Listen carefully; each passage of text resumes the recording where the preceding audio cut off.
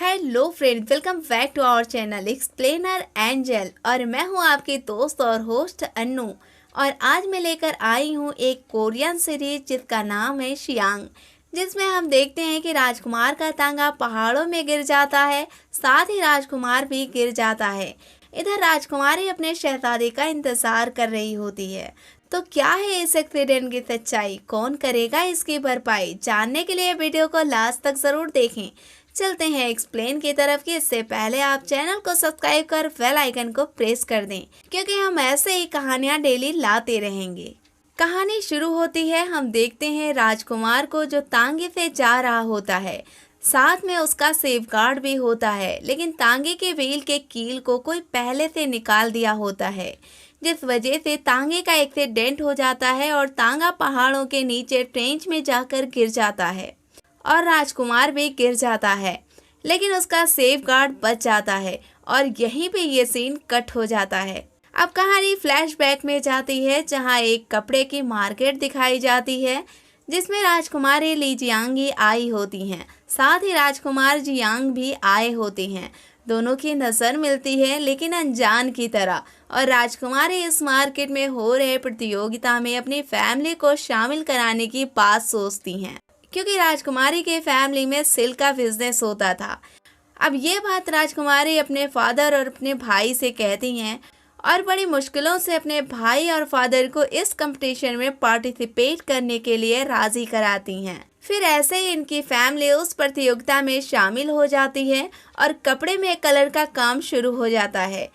लेकिन वक्त कम होता है और कपड़े में एक्स्ट्रा कलर आ रहा होता है, जिस वजह से राजकुमारी के भाई और फादर बहुत परेशान होते हैं।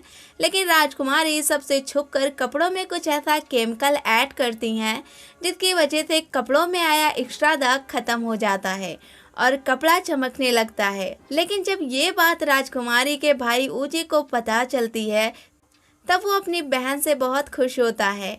वैसे बताती चलूं कि राजकुमारी और उनके भाई में आपस में बहुत ही मोहब्बत है। ऊजी अपनी बहन के हर नखरे को उठाता है, साथ ही उसकी हर गलतियों पे पर्दा भी डालता है। लेकिन तभी यहाँ पे राजकुमारी के फादर आ जाते हैं और उससे पूछते हैं कि तुमने कपड़ों में ऐसा क्या डाला कि काले दाग बिल्कुल ही खत्म हो गए। जिस पर डरते हुए राजकुमारी बताती है और राजकुमारी के फादर उसे बहुत बातें सुनाते हैं, क्योंकि बिना पूछे वो कोई भी काम कर लिया करती थी और इसी वजह से आज वो उससे सॉरी बोलने के लिए कहते हैं। राजकुमारी माफ़ी मांग लेती है और आइंदा से इसका ख्याल रखने के लिए कहती है। अब ये बात सुनकर राजकुमारी के फादर मुस्कुराते हुए वहाँ से चले जाते हैं और यहीं पे ये बात भी पता चलती है कि शू भी कपड़े का व्यापारी है और उसके कपड़े बहुत ही अच्छे होते हैं। वो भी प्रतियोगिता में भाग लिया होता है, जिससे ऊजी और ली के फादर काफी डर रहे होते हैं, क्योंकि उसका काम कुछ ज्यादा ही अच्छा होता है और वो जीत भी सकता है। और इन सब बातों की खबर लेने के लिए राजकुमारी बिना बताए घर से बाहर चली जाती है। अब ये खबर जब राजकुमारी के घर में पता चलती है, तब राजकुमारी की माँ बहुत डर जाती हैं और उसके भाई से कहती हैं कि फौरन राजकुमारी को तलाश करो।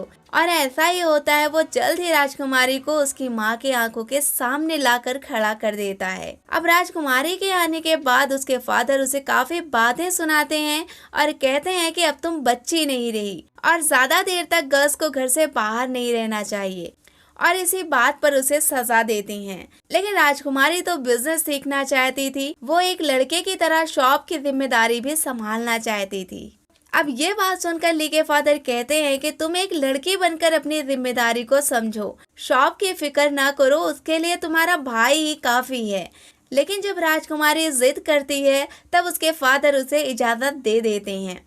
अब हमें दिखाया जाता है कि प्रतियोगिता में राजा ने सारी जिम्मेदारी राजकुमार को दे रखी होती है, लेकिन उनसे जलने वाले सेवक और महल के कुछ लोग राजकुमार को ये काम नहीं करने देना चाहते, क्योंकि उनका मानना है कि राजकुमार घूमने के सिवा और कुछ बेहतर नहीं कर सकते कि वो प्रतियोगिता में सिलेक्शन करें, क्योंकि उनका मानना था कि राजकुमार कुछ छोटे बिजनेसमैन को सिलेक्ट कर सकते हैं, जो कि हमारे लिए काफी इंसल्ट की बात है।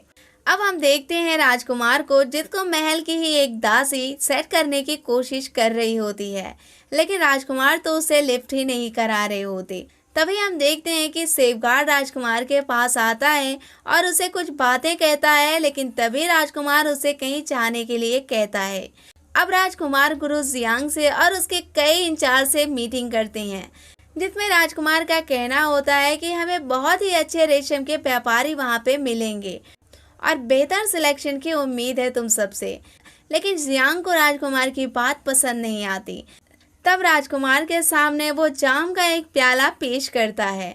इधर राजकुमारी फिर से मार्केट गई होती है, लेकिन राजकुमारी के वहाँ एक बंदे से फाइट हो जाती है, क्योंकि वो बंदा एक लड़की को छेड़ रहा होता है और ये बात राजकुमारी को बिल्कुल भी पसंद नहीं आती।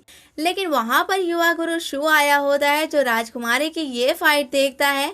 तभी राजकुमारी को बचाने की कोशिश करता है, लेकिन गलती से वो राजकुमारी के ऊपर गिर पड़ता है, जिस बात से राजकुमारी गुस्सा होकर उसे जोर का एक थप्पड़ मारती है और इसी दरमियान राजकुमारी की हैंकी वहाँ पर गिर जाती है और राजकुमारी वहाँ से चली आती है। लेकिन जुआ गुरु शू हैंकी ले लेते हैं, क्योंकि उन्हें राजकुमारी से इश्क वाली फीलिंग आने लगी थी। इधर राजकुमारी जब घर आती तब उसका भाई राजकुमारी को बहुत बातें सुनाता है, क्योंकि अक्सर ही राजकुमारी बिना बताए घर से भाग जाया करती थी। ये कि अब बिना बताए वो कहीं नहीं जाएगी। अब अपने भाई से वो बिजनेस का कुछ हिसाब किताब सीखना चाहती है, जिस पर उसका भाई खुश होता है कि तुम इस खानदान का नाम रोशन करोगी। साथ ही ली अपने भाई से शिकार पर जाने की बात करती है, जिसे सुनकर उसका भाई इनकार करता है कि यह बात फादर को बिल्कुल भी अच्छी नहीं लगेगी। लेकिन बहुत सिफारिश के बाद वो अपनी बहन की बातों को कैसे मना कर सकता है। आखिरकार कि वो राजी हो जाता है। इधर राजकुमार गुरु जियांग से मिलकर अपने घर की तरफ जाने के लिए तैयार होते हैं और तांगे में बैठ जाते हैं, लेकिन जियांग का एक बंदा उनके तांगे की व्हील की कील को निकाल देता है, जिससे राजकुमार का एक्सीडेंट हो जाता है और इससे वो प्रतियोगिता में शामिल नहीं हो सकते। लेकिन वो तांगा पहाड़ी में जाकर गिर पड़ता है और काफी तलाशने के बाद भी जियांग को नहीं मिलता। अब यह बात जब जियांग को पता चलती है कि राजकुमार तो पहाड़ों के नीचे गिर गया है और काफी ढूंढने के बाद भी नहीं मिला, तब वो काफी डर जाता है और जोंग से कहता है कि राजा को इस बात का अगर पता चला तो हमको जिंदा नहीं छोड़ेंगे। लेकिन जोंग कहता है कि हम दोनों के सिवा इस बात को कोई नहीं जानता, कोई सबूत नहीं है, हम बच सकते हैं। और इधर राजकुमारी अपने भाई के साथ शिकार पर जाती है, तभी वो खरगोश का शिकार करती है, लेकिन उसे राजकुमार नजर आता है जो कि बेहोश पड़ा होता है। अब इसे राजकुमारी घर ले जाने की बात कहती है, लेकिन उसका भाई डर रहा होता है कि उसके फादर उस पर बहुत ही गुस्सा करेंगे, जिस बात से वो अपनी बहन को मना करता है कि हम इसे घर नहीं ले जा सकते। लेकिन राजकुमारी के बहुत कहने के बाद वो फैसला लेता है कि हम राजकुमार को साथ लेकर चलेंगे। तभी राजकुमारी के साथ साथ उसका भाई भी डर रहा होता है, क्योंकि राजकुमारी के फादर बहुत ही गुस्सा करेंगे। साथ ही पहले से ही किसी अनजान से मिलने के लिए मना भी किए होते हैं। अब इन लोग राजकुमार को अपने घर की तरफ ले जाने लगते हैं और यहीं पे एपिसोड 1 का एंड हो जाता है। अब सेकेंड एपिसोड शुरू होता है, जहां हम देखते हैं कि राजकुमारी और उसके भाई राजकुमार को घर लेकर आते हैं, लेकिन उसके फादर कहते हैं कि हम एक अनजान इंसान को इस तरह से नहीं रख सकते और कहते हैं कि इसका इलाज करो, होश में आए तो फौरन इसे इसके घर भेज दो। और ये भी कहते हैं कि राजकुमारी को उसके पास नहीं भेजना, जिस पर राजकुमारी का भाई अपने फादर की बात से सहमत हो जाता है। लेकिन राजकुमारी चुपके से राजकुमार के पास आती है, जहां एक नौकरानी पहरा दे रही होती है, लेकिन राजकुमारी उसे मना करती है कि वो किसी को भी खबर न करे कि राजकुमारी यहाँ है। अब राजकुमारी राजकुमार को करीब से देखती है और कहती है ये तो किसी अच्छे खानदान का लग रहा है। तभी राजकुमार को होश आ जाता है और टेबल पर रखी पाव रोटी को वो देखता है। फौरन ही सारी पाव रोटी एक बार में ही खा जाता है। तभी राजकुमारी के भाई और उनके फादर आ जाते हैं। दोनों उससे राजकुमार के बारे में पूछते हैं और यहीं के बाद पता चलती है कि राजकुमार अभी ठीक से ठीक भी नहीं हुआ है और इसकी याददाश्त भी जा चुकी है। इन सब के दौरान राजकुमार पाव रोटी को इस तरह खा रहा होता है जैसे कि वो जन्मों से ही भूखा हो। अब इस बात को कंफर्म करने के लिए वैद्य को बुलाया जाता है, जो कि ये बताते हैं कि अब ये बच्चों जैसा ही रहेगा, क्योंकि ये अपना होश खो चुका है। अब ये बात सुनने के बाद भी राजकुमारी के फादर राजकुमार को यहाँ से भेजना चाहते हैं, लेकिन राजकुमारी और उनके भाई दोनों मिलकर राजकुमार को यहाँ तब तक के लिए रोक लेते हैं जब तक कि राजकुमार ठीक ना हो जाए। और काफी मनाने के बाद राजकुमारी के फादर भी इस बात से एग्री हो जाते हैं। इधर जियांग अपने बंदों से कहता है कि राजकुमार की कोई खबर मिली क्या, जिस पर वो मोटा बताता है कि अभी राजकुमार की कोई भी खबर नहीं मिली, जबकि घोड़ा वापस आ चुका है और तांगा टूटा हुआ मिला है और उस पहाड़ों पे सुना है कि बहुत भेड़िए भी रहते हैं, क्या पता राजकुमार को खा ही ना लिए हों, या ये भी हो सकता है कि राजकुमार बच गए हों। अब इन लोगों को शक होता है कि शायद राजकुमार जिंदा है, लेकिन जियांग को यह बात काफी बुरी लगती है क्योंकि उनसे मिलने के बाद ही राजकुमार गायब हुए हैं और अपनी बेगुनाही को वो राजा के सामने कैसे साबित करेंगे। इस बात से वो काफी डर रहे होते हैं, साथ ही बहुत ज्यादा परेशान भी होते हैं, जिस पर मोटा का कहना होता है कि आपको खुश होना चाहिए क्योंकि राजकुमार के ना रहने पे प्रतियोगिता में सिलेक्शन का काम आप ही करेंगे। ये बात तो राजा ने खुद ही कही है, लेकिन मोटा की ये बात जियांग को जरा भी अच्छी नहीं लगती। इधर प्रतियोगिता में पार्टिसिपेट की बात राजकुमारी का भाई अपने फादर से कर रहा होता है, लेकिन उसके फादर उसकी बात को इग्नोर करते हुए कहते हैं कि राजकुमार के घर के बारे में कुछ पता चला क्या, जिस पर राजकुमारी का भाई कहता है कि उसके घर के बारे में कुछ भी अभी तक पता नहीं चला, वो अभी भी बच्चा बनकर जी रहा है, लेकिन मैं उसे अपनी फैक्ट्री में काम दे दूंगा जिसमें वो थोड़ा बिजी हो जाएगा। इधर राजकुमार राजकुमारी के पास आते हैं और दोनों पाव रोटी खाते हैं और इसी तरह राजकुमार और राजकुमारी के बीच काफी अच्छी दोस्ती हमें देखने को मिलती है और दोनों ही काफी अच्छा एक साथ वक्त भी गुजारते हैं। फिर एक दिन राजकुमारी राजकुमार का गर्ल्स की तरह मेकअप कर देती है और इसी तरह दोनों की दोस्ती चल रही होती है। दोनों एक दूसरे को बहुत ही खूबसूरत लगते हैं। दूसरी तरफ जियांग अपने सैनिक को राजकुमार की तलाश में भेजता है। अब ये बात जब राजकुमारी के फादर को पता चलती है तब वो कहता है कि ये कौन सा इंसान है जिसको राजा तलाश करवा रहे हैं, यानी कि ये राजघराने से है। इसीलिए अब राजकुमारी के फादर राजकुमारी को समझाते हैं कि अब हमको राजकुमार को भेजना होगा क्योंकि उसके घर वाले उसे तलाश कर रहे हैं, जिस पर राजकुमारी रोने लगती है। फिर उसके फादर कहते हैं कि यहाँ अगर वो रहा तो कभी भी अपने घर तक नहीं पहुँच सकता, इसलिए हमें उसे आज़ाद करना होगा। साथ ही तुम एक लड़की हो, एक अनजान आदमी के साथ दिन भर कैसे खेल सकती हो। अब राजकुमारी का भाई भी उसे समझाता है, जिस पर राजकुमारी राजी हो जाती है।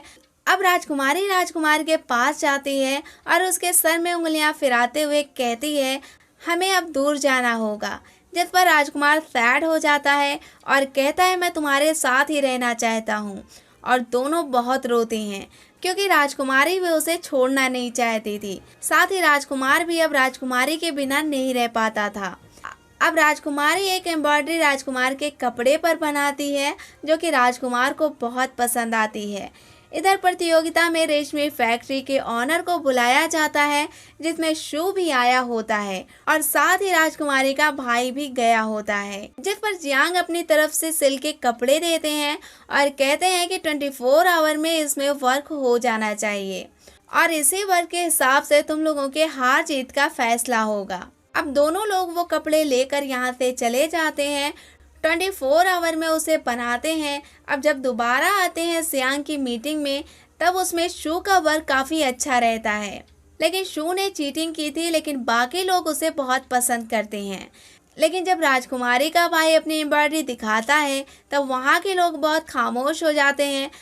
हालांकि बसंत के टॉपिक पर ही एम्ब्रॉयडरी को बनाया गया होता है, जो कि सब्जेक्ट में ही दिया गया होता है और ये चीज़ राजकुमारी का भाई अपने बहन के आइडिया से बनाया होता है। अब वूजू जियांग के सामने जब अपने वर्क की खूबियों को बताने लगता है तब वहाँ पर सब शांत हो जाते हैं, लेकिन इतनी खूबियों को बताने के बाद सबको राजकुमारी के भाई का वर्क भी अच्छा लगता है।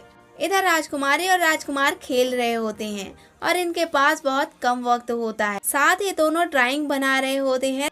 राजकुमारी को देखकर राजकुमार उसकी तारीफ करता है। इधर जियांग शू परिवार और ली परिवार के कपड़ों की एम्ब्रॉयडरी को देखकर वोटिंग शुरू करने की बात कहता है और यहीं पे एपिसोड 2 का एंड हो जाता है। अब एपिसोड 3 में हमें ये पता चलेगा कि किस फैमिली का सिलेक्शन होता है। इसीलिए आप इस चैनल को सब्सक्राइब करके रखें, बेल आइकन को प्रेस भी करके रखें, जिससे कि वीडियो अपलोड होते ही आपके पास फौरन ही पहुंच जाए। फ्रेंड्स, ये कहानी आपको कैसी लगी हमें कमेंट बॉक्स में बताएं। वीडियो को लाइक करें, शेयर करें। मिलते हैं हम आपसे नेक्स्ट वीडियो में, तब तक के लिए जय हिंद।